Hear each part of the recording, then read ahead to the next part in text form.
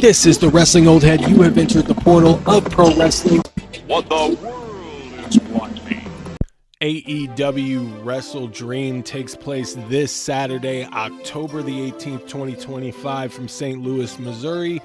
This is the annual event in memorial of New Japan Pro Wrestling founder Antonio Inoki.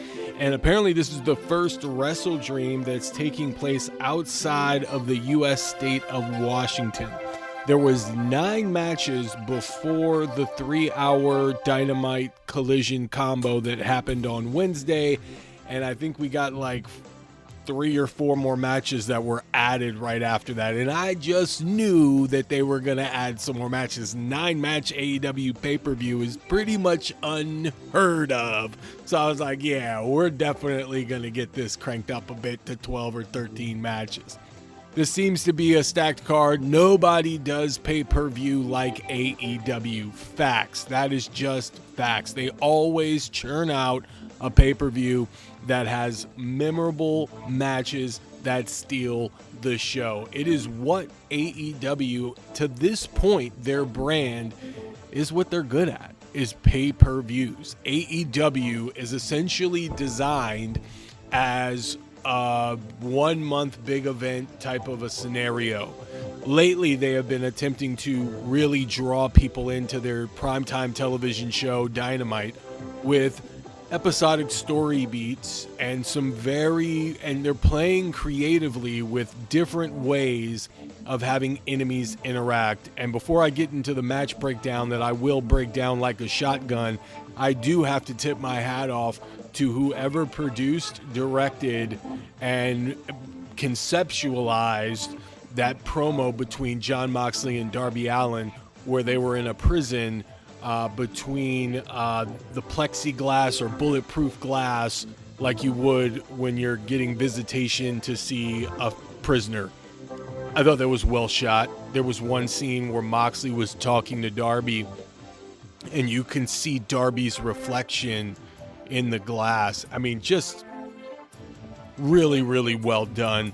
And they cut a promo on one another with thematic elements that I think came off better taped than they would have in front of a live audience. So just a thumbs up all around to that. AEW should do more things like that going forward. I think it separates them from other companies, specifically the WWE, who hinted at doing stuff like that with Jeremy Borash directing a few things with Cody Rhodes and Roman, and then later Roman and CM Punk. Just never really materialized outside of that. So AEW taking the reins of doing stuff like that would be really good for them going forward. Now, obviously, you don't want to overdo that.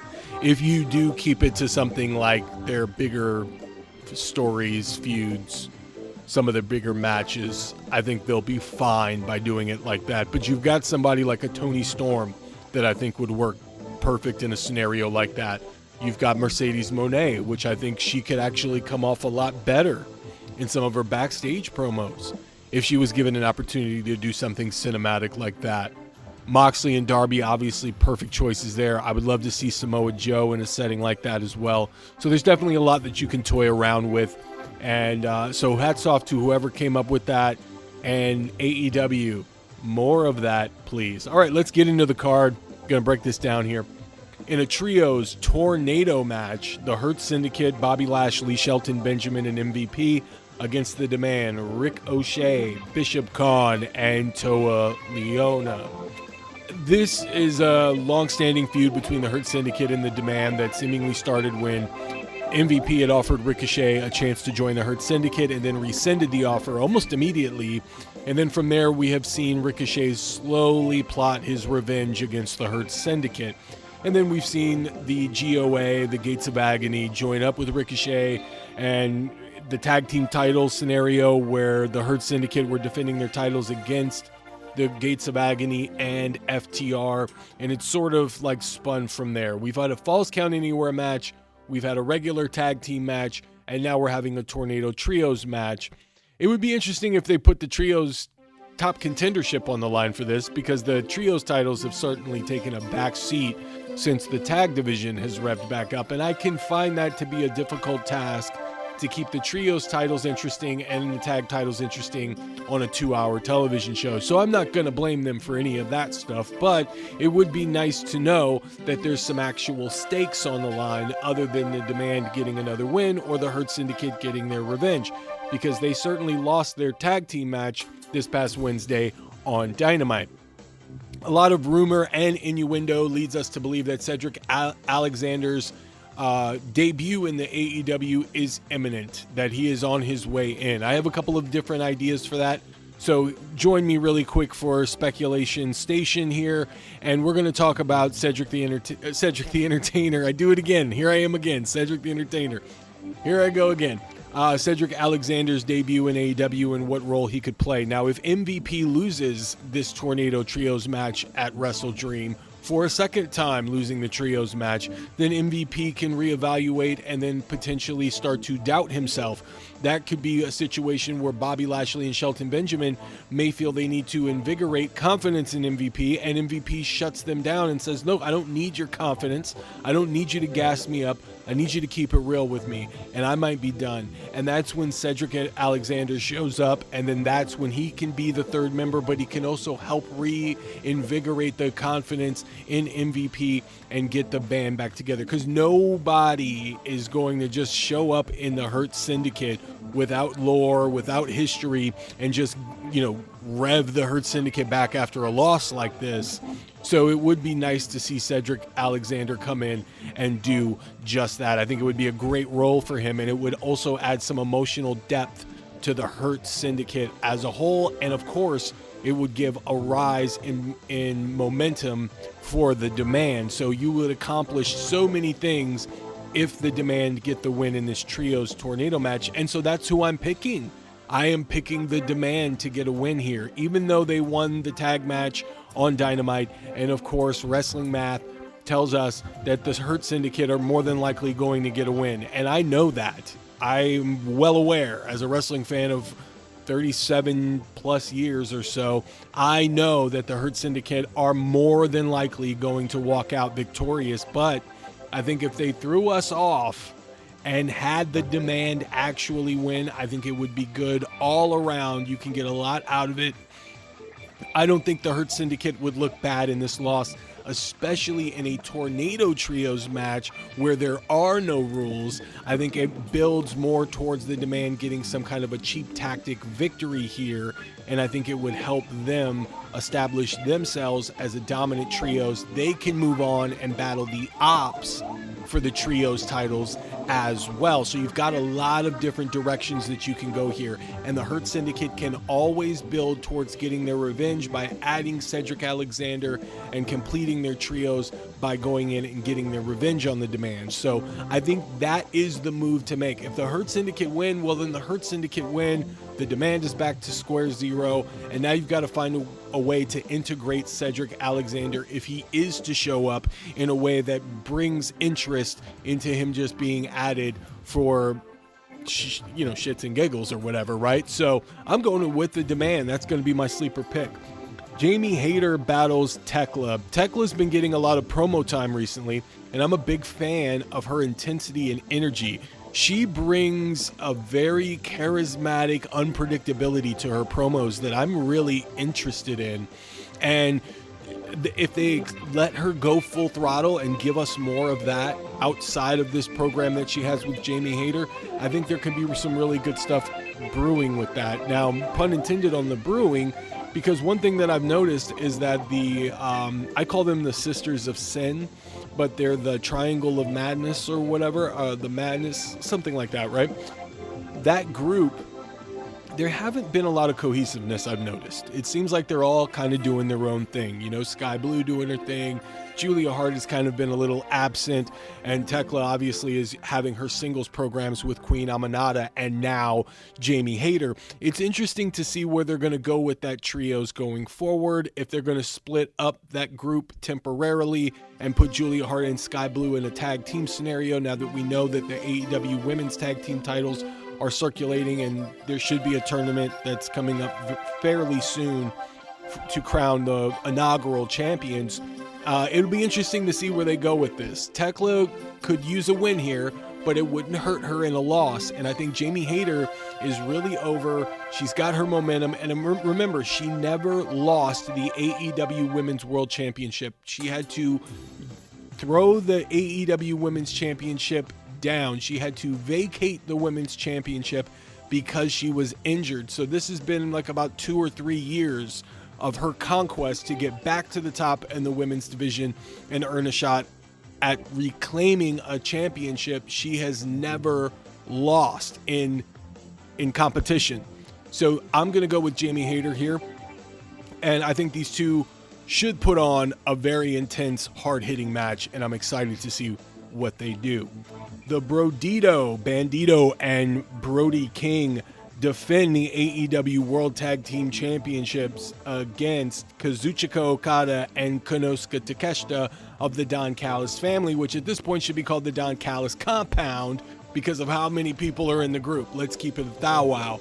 So this is an interesting scenario. Obviously, Okada and Takeshita have some friction going on here. There is a lack of chemistry. They're definitely building towards a singles match between these two. The anticipation is building high. Obviously, Takeshita has won the IWGP Heavyweight Championship by beating Zack Sabre Jr. It seems like they're building on the New Japan Pro Wrestling side to have a match against Goto in Japan.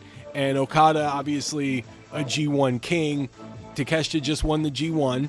Then he won the IWGP Heavyweight Championship. It seems like he is filling the shoes of Okada in New Japan Pro Wrestling. And of course, there can be some friendly competition. There can be a lot of ego involved in this scenario. As an old school wrestling fan, I'm going to go back to the 90s. And I'm going to say that tag teams in the 90s used to we would see these pairings of these enemies that came together with a common goal of defeating their, antagonists and whatnot. Usually it was with fan favorites that would come together. Like the one that's popping into my mind right now is Steve Austin and Shawn Michaels, who they weren't necessarily the best of friends. They didn't have a lot of chemistry, but they came together with a common goal, and then they won the tag team titles. And, they started to actually build a friendship. Now, in this scenario, that is flipped upside down, where these guys are more hated and they're being forced to team because they're a part of the same group. So it would be interesting if Okada and Takeshita walked out of this as tag team champions. I think that is a far more interesting story to play along with because they are the top of the top in their class. You got a legend like Okada. You got a brewing legend like Takeshita, who is working his way up into the pantheon of success in AEW. I think them as tag team champions would really, really work well. That dynamic, you can really play into that. Like Sabu and Rob Van Dam from ECW when they were the tag team champions, and Bill Alfonso was basically playing the middleman because they used to always say, well, we won because of me. Rob Van Dam was definitely the egomaniac in this scenario, going back to when they were the tag team champions, and Sabu was like fed up, but they worked together in the ring when the time came. Do I think that's going to happen, however? I do not. I think Brodito is going to retain here. There's going to be some kind of a botched interference thing, maybe, a miscue here or a miscue there. And I think Okada might cost Takeshita or vice versa. And I think you're going to see Brodito retain. I think you've got so much momentum with Brodito. You don't want to have them lose the championships at a pay-per-view like Wrestledream, which is more of like their C or like lower B level type of a pay-per-view. Let's give Brodito the win, move them on. I'm sure the Young Bucks are going to be circling that tag team championship shot. You also got FTR. You got Cope and Christian when they return.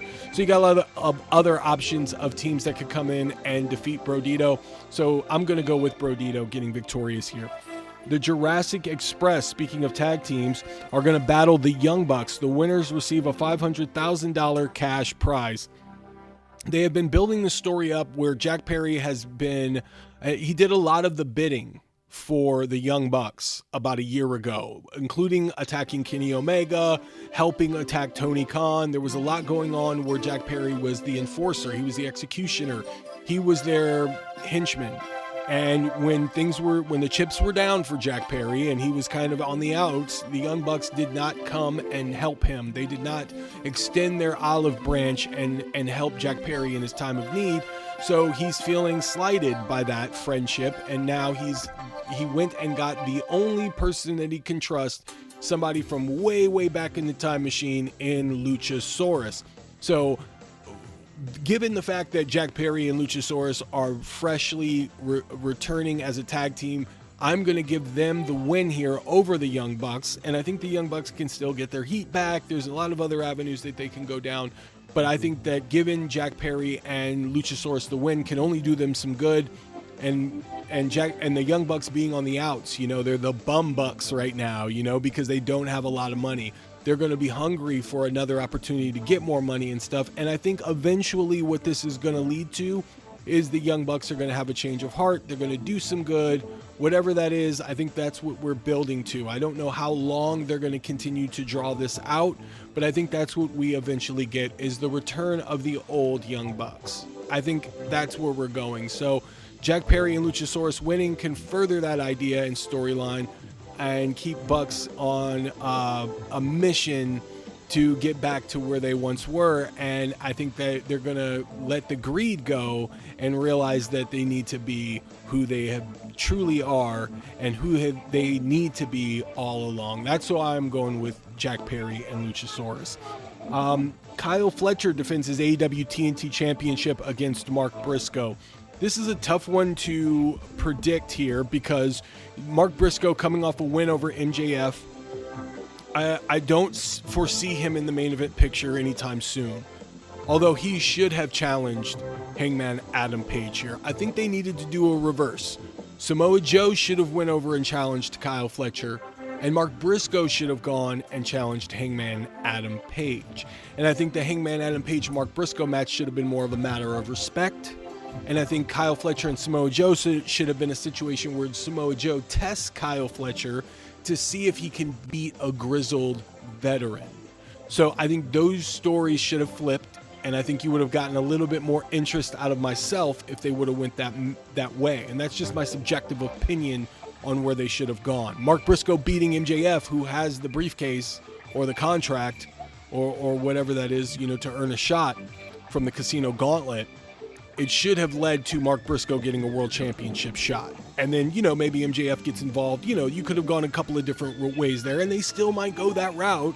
And they just needed to buy some time by having Mark Briscoe against Kyle Fletcher. But regardless of where they decide to go after this pay-per-view, this match, I've got Kyle Fletcher winning. It is a tough choice for me because I'm a big Mark Briscoe fan, but I've got to take my bias out of this equation, and I've got to go with what works and what makes sense. And you keep the momentum on Kyle Fletcher as the TNT champion, because if he loses that TNT championship, the only thing after that is to go up to the main event. And I don't know if we're quite there yet. Although he did take Hangman Adam Page to the limit, I think we still are a ways away from them really pulling the trigger on Kyle Fletcher to get him in the true main event position. So I'm going to go with Kyle Fletcher to retain here. I assume, just like what I had predicted, if it would have been Mark Briscoe and Hangman Adam Page, you get some sort of interference from MJF here. And if you will, for a moment, an MJF Kyle Fletcher tag team sounds really intriguing. So just throwing that out there. See if you can, put down what I'm mowing, mow what I'm growing. You know what I'm saying? All right, moving on.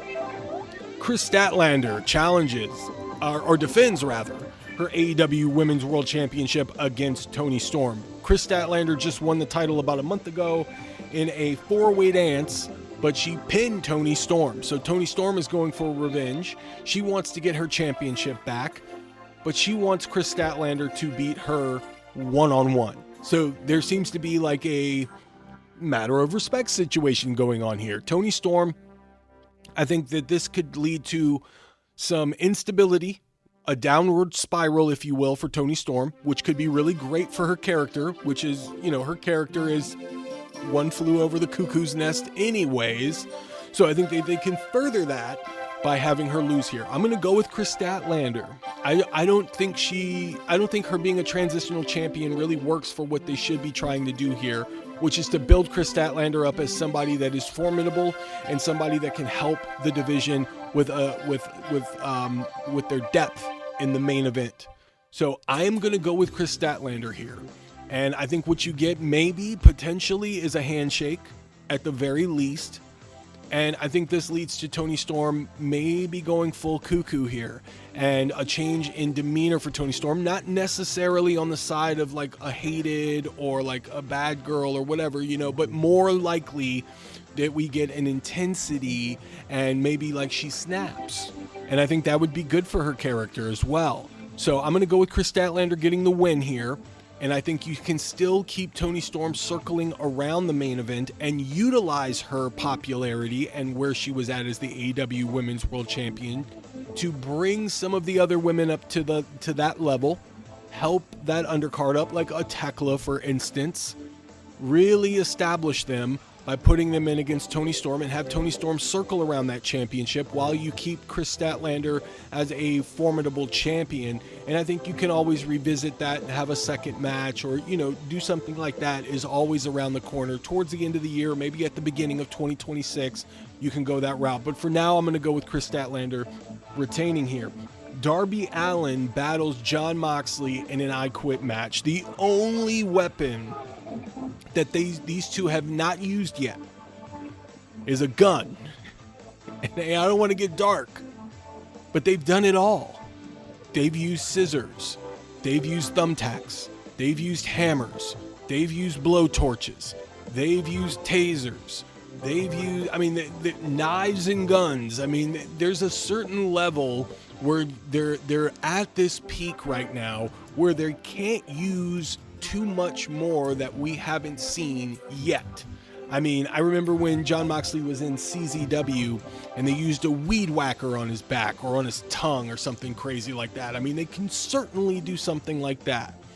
In this scenario, it is an I Quit match. One of the most infamous I Quit matches that I remember is The Rock against Mankind, where they had Mankind say I quit by The Rock audio recording Mankind in a promo saying I quit over and over again. So he never actually said I quit, but they played over the PA system a clip of him saying it in a promo, which gave The Rock the win, which I thought was very creative. I cannot see them doing something like this within reason creatively in this scenario, but they're going to have to do something out there. They're going to have to go crazy before Jon Moxley or Darby Allin says I quit. One of the things that I was thinking of in my head is if Darby Allin threatens Renee. Now, if Darby Allin threatens to burn Renee, right? Or put her through a table, that can give Jon Moxley an opportunity to say I quit. It's his only vulnerability point at this juncture with the Death Riders. I don't think he really cares about Marina. I don't think he cares about Claudio or Wheeler or Pac or Daniel Garcia.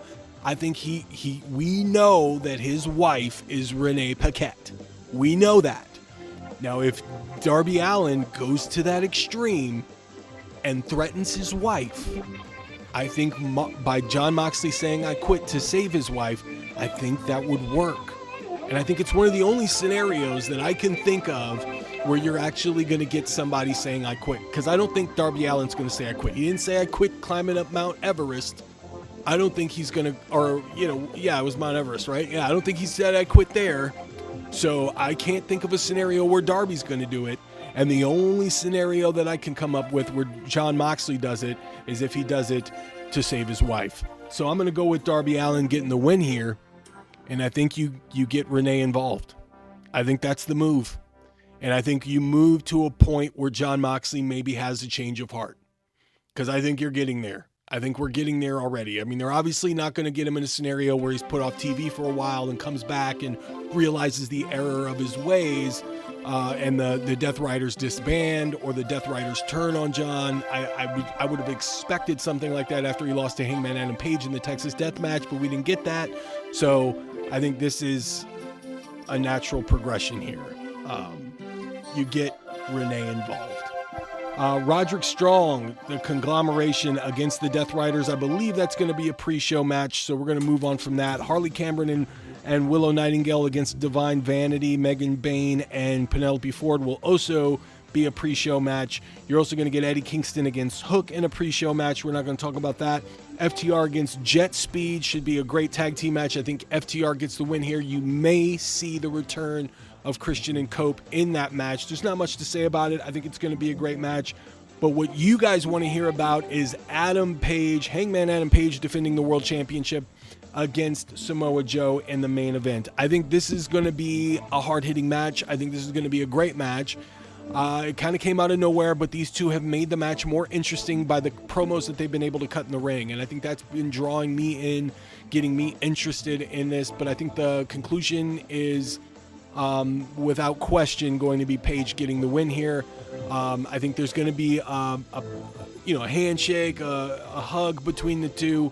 And this is going to establish Samoa Joe with a big matchup against Hangman Adam Page, and then Hangman Adam Page is going to look stronger as AEW World Champion by beating a legend like Samoa Joe, who is a former AEW World Champion in and of itself. I think this match is going to go long, and I think this is going to be a good match. But other than that, I got Hangman Adam Page walking out victorious in that. So that's the entire card. Obviously, I didn't go over the pre-show matches just in the interest of time, but also because, I don't really do too much of the pre-show 0 hour match predictions there. And I usually miss it to be one thou with you guys. But that is the lineup for Wrestledream 2025. Like I said, nobody does pay-per-view like the AEW. There's a lot of potential match of the nights. There's a lot of great matches there, and a great opportunity for AEW to really make a dent in their storyline progression and evolve some of these characters and get us more emotionally invested. Also, there's a lot of openings for some returns. MJF, Cope, Christian, you got a lot going on there. Conspicuous by her absence is Mercedes Moné, so I wonder if she comes out and tries to cut a promo and you get a debut of a woman that's out there like Dakota Kai, maybe a Shayna Baszler. Shayna Baszler would be a perfect scenario because that would cause Moné to get a little weird. I remember, I think it was JD from NY206 was talking about Izzy Marino. If you don't remember her, she was the young lady that was a huge Bayley fan. Sasha Banks had an interaction with her when she was a kid. She is now a professional wrestler. That would be interesting. Nikki Blackheart is also out there. I think she is fascinating. Priscilla Kelly making her debut in AEW would be huge. Shotzi Blackheart coming out would be huge. So I think they can set up something as a promo for us to see some sort of a debut that can give Moné a challenge. She's pretty much run through most of the AEW roster at this point. What I would like to see is Mayu Iwatani, but Mayu Iwatani is promised to Io Sky, and they're going to have a match in Japan, so I don't know if they're going to be able to bring Mayu in, but that's the lineup, you guys. I'm really excited about this pay-per-view, to be honest with you. I mean, obviously the television has been hit or miss, and and I understand that, but when it comes to pay-per-views, man, nobody does it like the AEW. I just got to make sure that I get 6 hours blocked out of time, because this is going to be a full-time job, and hopefully they give me a chance to get a 10-minute break and that required 30-minute lunch break, because this is going to be a full-time job watching this event. All joking aside, you guys, thank you so much for listening. Thumbs up on the way out. That really would help me in the algorithm greatly, you guys. And if you enjoyed this video and other videos that I've done, please consider subscribing. It is free, you guys. It helps me in the algorithm. It also can open up the conversation, because I don't mind comments. Go ahead, drop a comment down below. Let me know what your predictions are. And of course, make sure that you hit the notifications bell, because you never know when I'll be dropping out of the portal of pro wrestling to give you my opinion on the current product and beyond. Thank you once again, you guys, for listening. I'm the Wrestling Old Head. See you in the next one.